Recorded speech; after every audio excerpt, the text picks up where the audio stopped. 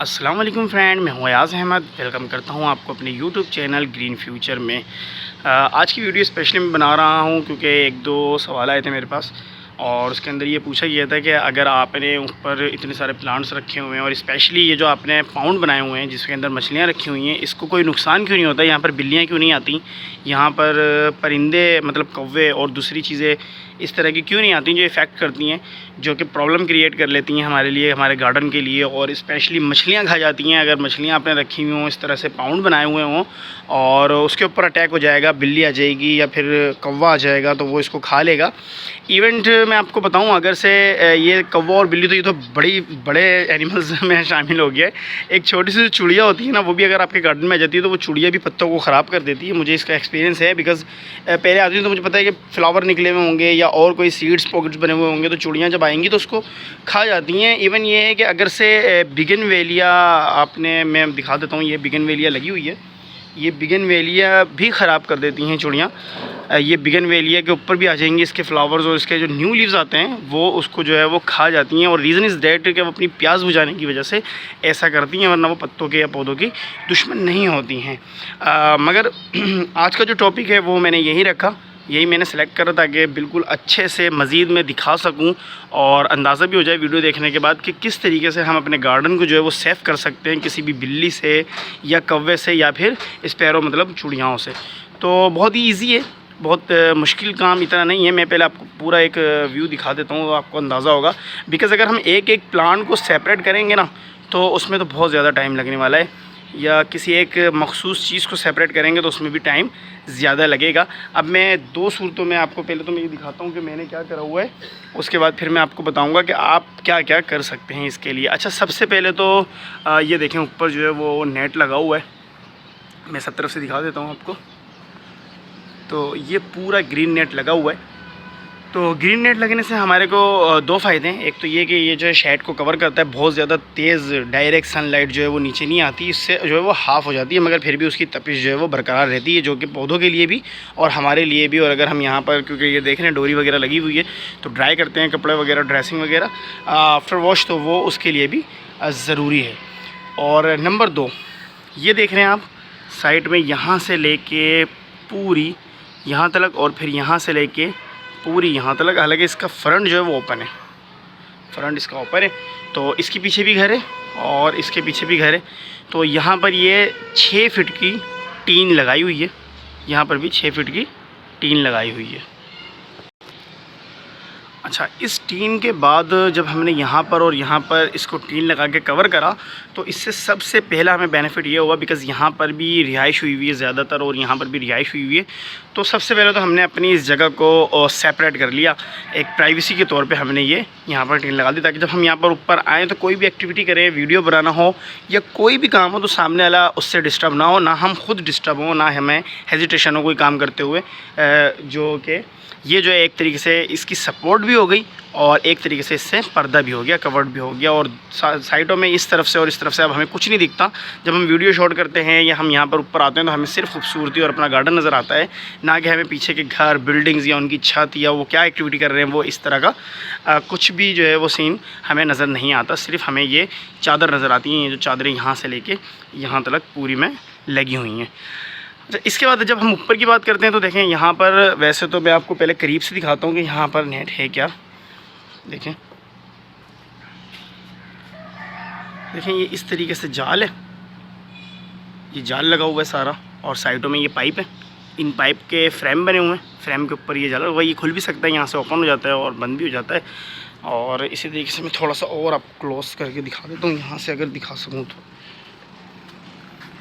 ये देखें ये जाल लगा हुआ है और वैसे ही जिस तरह मैंने बताया ये नीचे पाइप है, इसी तरीके से ये ऊपर इसका पाइप है, फिर वो ऊपर पाइप है। मतलब एक पाइप से फ्रेम बनाया है, चकोर फ्रेम बनाया है।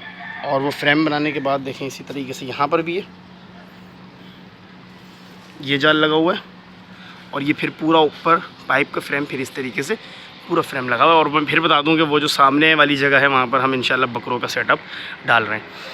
तो इस तरीके से देखा आपने कि पाइप भी मैं दिखा दूँ। देखिए यहाँ पर बच्चे को पाइप भी पड़े हुए हैं, हालांकि ये काफ़ी ओल्ड मतलब काफ़ी टाइम हो गया है लगाए हुए बहुत टाइम गुजर गया, मगर फिर भी कुछ हैं पार्ट्स जो कि बचे हुए हैं, तो वो मैंने आपको दिखाने कि यहाँ पर भी आप देख सकते हैं कि इसी तरीके से चकोर पाइप लगा के जो है वो बनाया गया प्लास्टिक का, बिकॉज़ ये गलेगा नहीं पानी से, तो इसीलिए पाइप का इस्तेमाल। और फिर ये सस्ता भी है, चीप आइटम है, इतना ज़्यादा एक्सपेंसिव नहीं है। मेरे ख्याल में 220 की एक नाली आती है जो कि 20 फीट की होती है, और 10 रुपये की एक ये एल्बो जो साइड में लगी हुई है, इसको चिपकाया नहीं गया है, सारी खाली आपस में फंसाया गया है।